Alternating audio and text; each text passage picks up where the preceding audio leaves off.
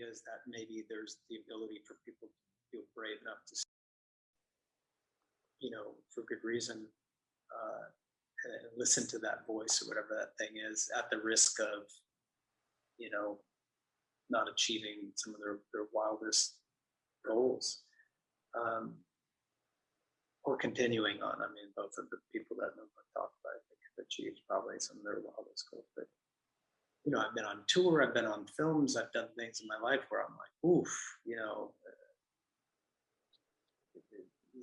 the grind can get to you. But I don't think I ever felt like there was an appropriate way to back out of something, or to drop out, or to take time. I never had that. I never gave myself that opportunity. But it's interesting that maybe people will, rather than. And I've seen it. You've seen a couple of people do it. I remember when Justin Bieber canceled his tour. This is a few years ago. He's a young guy, but he was even younger then. And people are like, oh, he's just a brat, or he's a young kid, or whatever. But when you look back at it, maybe he was just done. And better to not play a few shows at the stadium than, to go through where that could potentially push you. But things have changed even in the few years. Because I guarantee now the reaction or response to that would be much different. Touring is interesting. It's something I know really well because I've done so much of it. But it's the most amazing thing you could ever imagine doing. You're standing on stage, singing songs with hordes of people who you never dreamed would even know your music, and it's hard to explain, but something I wish that everyone had the opportunity to do. But it's also a lot. You're taking your mind and your body and you're throwing it around the world like, an Amazon package, and brains and bodies aren't meant to really do that. I haven't heard many people, even on the road, we say some people can handle it, some people can't. And then you'll find some people come out on tour, as on the crew or whatever, and if they're new and they're like, whoa, they leave after a couple weeks because they can't take it. And only then you realize, like, well, wait, maybe this is pretty intense. But I think, again, we're still at day one of those conversations. I mean, I'm making a film right now, and we work a minimum of a normal day is a 12-hour day. And there's always this misconception that, artists and actors, it's not the hardest job in the world, of course. Your plumber is going to probably have a harder job than an actor. I've never say that, but it is psychologically, mentally, it's a very high pressure job. It's literally like, I don't know if you love making speeches, but it's like every day you got to make a speech, and you got to be on, and you got to land that joke, and you got to land that emotional part. You got to be there, and you got to show up, and you have to deliver every day, because that's going to live forever, and it's going to be seen by millions, hopefully, maybe by 10, even if it's 2 people, you still, you got to deliver. And I've never heard of anyone needing to take a moment from a film. 12 is the minimum. I mean, yesterday we worked about 15 hours, which is great. I love it. But, sleep is the most challenging thing. And of course, you're not sleeping, you can't take care of your mind or your body. But, we'll see if that conversation continues, and it'll be interesting to watch it unfold.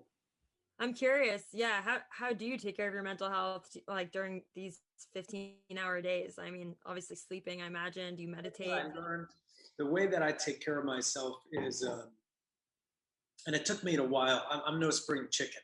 Okay. It took me a while to learn this. And when you're younger, you don't really feel like you have a voice. But on films, because time is money, like anything, time is always money. But on a film, it's very pressured because every minute is very expensive.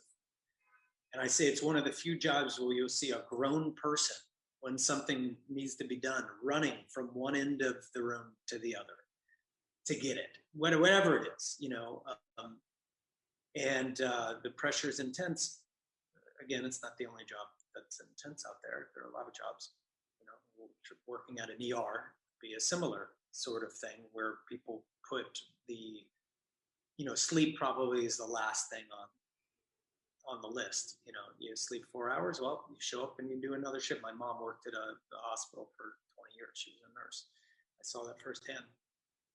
But when I was younger, I didn't feel like I really, you know, you're expected to work the 15 hours a day, sometimes until late at night, and then come in early the next day with very little sleep. And that's just part of the gig. And some people will make a film for a few months and then they'll take 6 months off or whatever it is. But as I've gotten older, I don't do that anymore. I protect my sleep at all costs. I learned that on the road touring. So that's a big thing for me. And I know if I miss sleep for a night or two, I'm a wreck. I mean, my mental health just goes out the window. You know, I'm anxious, irritable, and I'm not performing as well. So that's a huge one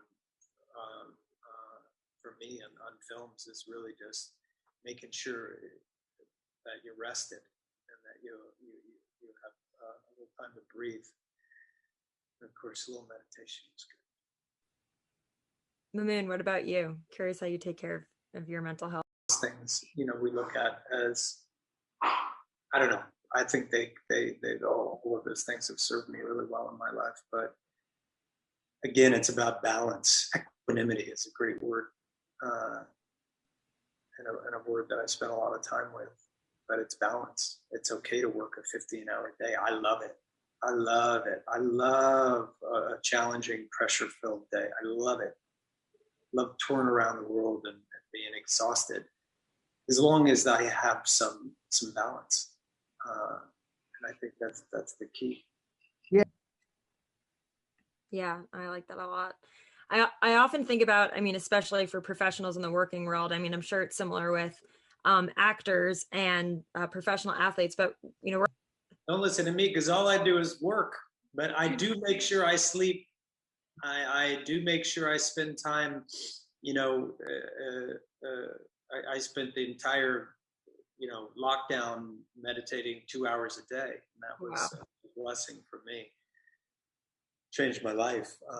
And as challenging as that time was for so many people around the world, for me, it was, you know, I'm fortunate and really blessed, but I felt like I added a year to my life because I had a chance to be in one place. If you want good mental health, first of all, don't be terminally jet lagged. Don't miss your sleep. Don't maybe you know, don't drink, don't smoke too much.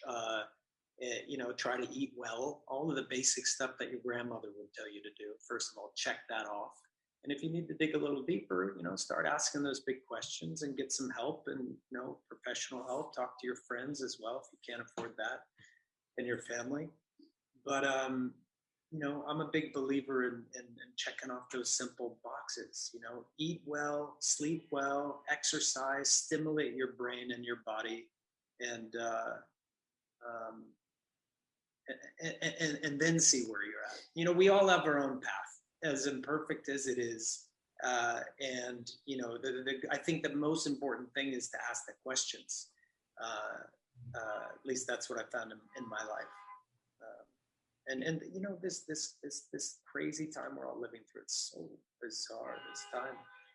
And this era of COVID, you know, who would have ever thought, you know, if I told you this was going to happen, you'd be like, oh, no, it sounds like a corny movie that you know, you should probably pass on, you know. But there have been a lot of lessons here as well. That's my answer. I like that. Mamoon, what would you share?